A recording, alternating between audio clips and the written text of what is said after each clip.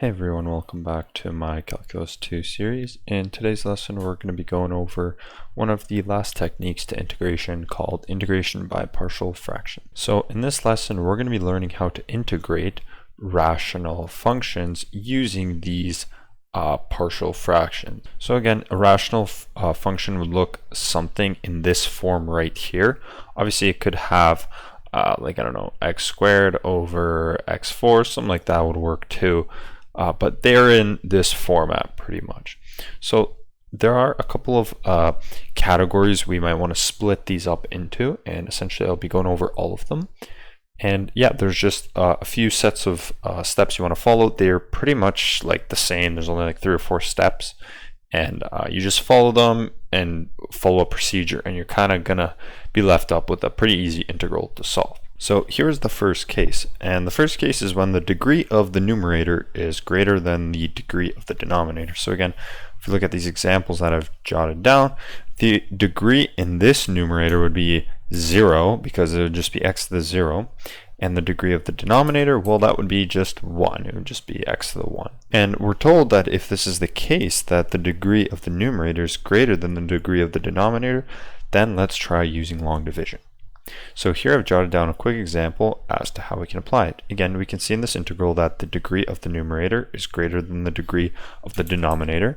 The degree of the numerator being 3 and the degree of the denominator being 1. So in this case, we're going to go ahead and try long division. So I'm going to go ahead and speed through it. I assume that you have learned how to perform long division on these functions from maybe grade 12 or even grade 11. So I'm going to go ahead and zoom through. Obviously, feel free to pause and just like go through my solution if you're having trouble.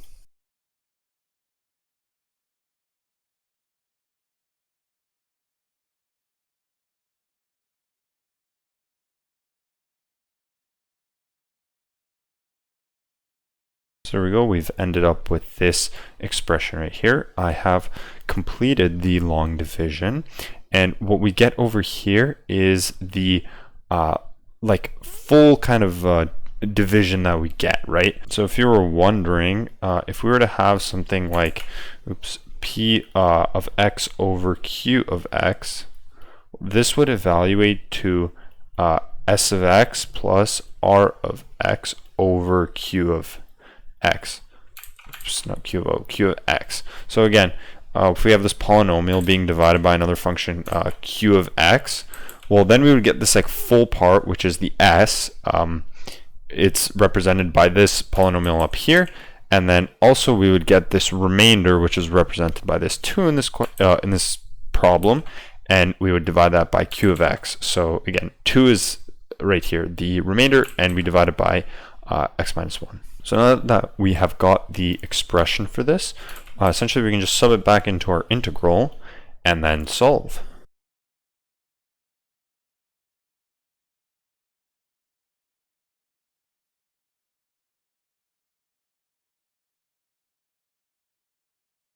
So there we go, we have solved the problem over here. But yeah, all we did was we just performed long division, got this simplified expression, and then as you can see, they were all like single terms over here, so it was pretty easy to solve that integral. So the second scenario that we could get is if the denominator is linear factors. So what I mean by that is if we were to have the integral of, let's say, x squared plus 2x minus 1, right? And then this would be over 2x cubed plus 3x squared minus 2x, right? Again, we notice that the degree of the denominator is larger than the degree of the numerator, so case number 1 doesn't apply. But if we were to factor the bottom, the denominator, right? So we have this expression right now in there. If we were to factor this, we would get something like x times x plus 2 times 2x minus 1. And we can notice that all of these factors are linear, like they are all lines, right? This is a line, this is a line, this is a line. And quick easy way to know that is the degree of the x's in all of these factors is 1, right? Power of 1, power of 1, power of 1. So they're all linear factors, and this is what the second case is all about. So we can rewrite this integral as such. So I've just changed the bottom, and for what we just figured out, it kind of factors out too. And now this is where the whole integration by partial fractions kicks in. Essentially what we do is we set it up like this. So we take a, and then we take it over the first factor, and then we add on b over the second factor, which is going to be 2x minus 1. And then we want to add a c and the next factor, which is an x plus 2. So if they're linear factors, all we do is we take these constants a, b, c, and we do this for like however many factors we have. If we were to have another factor, then we would say d over that other factor. But as of now, we have 3 factors, so we only use a, b, c. But we put this a over this factor, and then kind of b in this factor, and c in this factor, over this factor. And then now what we try and do is we try and solve for a, b, and c. So how do we do that? Well, I'm going to go on right here. Essentially, every fraction that, like every element that we have here, we need to make a common denominator. So every element needs to be multiplied by the denominator of all the other elements. What I mean by that is this first element here, the leftmost, a over x, in the denominator, it's missing a 2x minus 1, and it's missing an x plus 2. So in order to get that back, we need to multiply this entire fraction by 2x minus 1 and by x plus 2. And for this middle, this one right here, this b over 2x minus 1, well, it's missing in the denominator a factor of x, so we need to multiply by that, and it's missing a factor of x plus 2, so we need to multiply by that. So you can see how what we're going to do in the next step is multiply each of these individual elements by the denominator of all the other elements. So here we are. I'm going to go for it right now. There we go. We have multiplied all of the kind of numerators by the other denominators that we have. So now if we go ahead and we expand this entire expression, it will look something like this.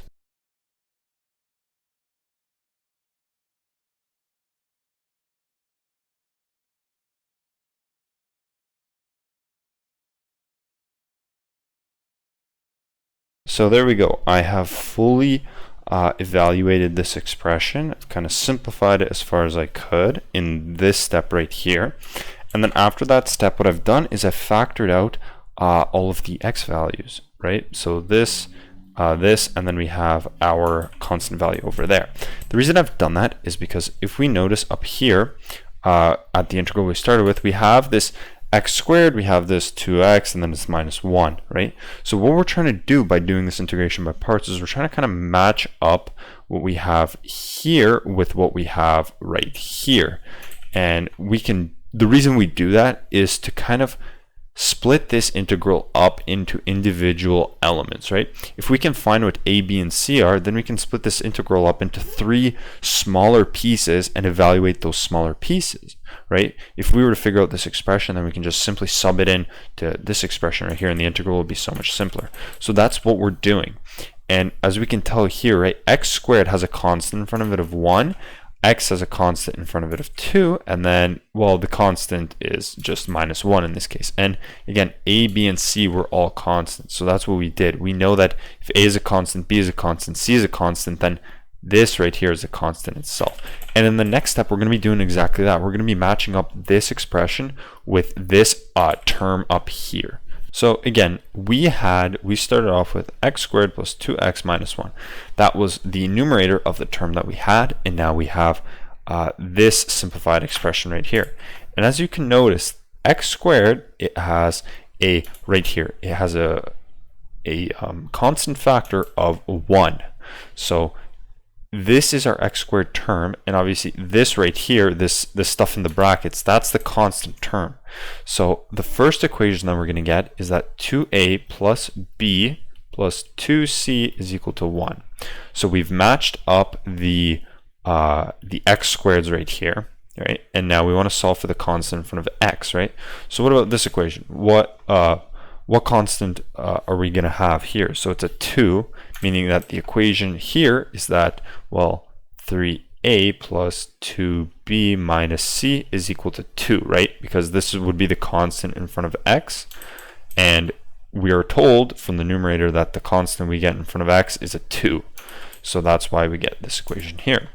And lastly, we have the constant of -1, and then this is supposed to be the new constant kind of in the expression. So what are we going to get? Well, we're going to get that -2a is equal to 1, or sorry, -1 in this case. And now we need to solve for what are these values of a, b, and c. Well, we can see that the value of a is pretty easy to solve for. A is just going to equal to 1/2 from this equation here. Now to solve for b and c, it's going to be a little more complicated, but it's still going to be fairly simple. It's just going to be some algebra. So I'm going to use this first equation right here and this second equation here, and I'm just going to sub in a to them. There we go. I have subbed in a equals 1/2 into these equations.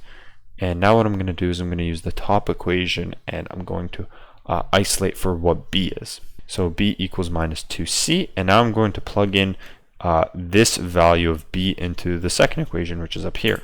So there we go. We found out what the value of c is, and all that's left to do is to find out what the value of b is. The equation for b is given right here, so if I plug c into here, I should get what b is, and that tells me that b is 1/5. So there we go. We have found all three constants, and now we can go back to the expression that we originally had up here with the individual elements, right? The expression that we had was a over x plus b over 2x minus 1 plus c over x plus 2. And now that we found out what a, b, and c are, we can just plug this in. So a was 1/2, right? So it would be 1/2 x plus b was 1/5. So this would be 1/5 times 2x minus 1. And then c was -1/10. So actually this should be a minus, and then be 1 over 10 times x plus 2. So there we go. We have kind of broken down this numerator right here into these three single elements. And now because these equations are the same, we can just take the integral of all of this, and we can kind of distribute this integral to get this. So there we go. Now we can see how we've got to three smaller integrals that are all going to be fairly easy to evaluate. So I'm going to go ahead and evaluate them right now. And there we go. We have computed our answer to this rational function that we were asked to take the integral of by doing this process of breaking down the numerator into three smaller individual elements. So that was kind of an example as to how we're going to go about this. Now for the other scenarios, I'm not going to give an example as to how we solve it because the process stays the same. We try and break it down into these smaller fractions, and then from there we try and figure out what the constants are. Once we figure out what the constants are, we simply plug them into our integral, solve the integral, and that's it. So in the next steps, all I'm going to be showing you is how we can break down the numerator.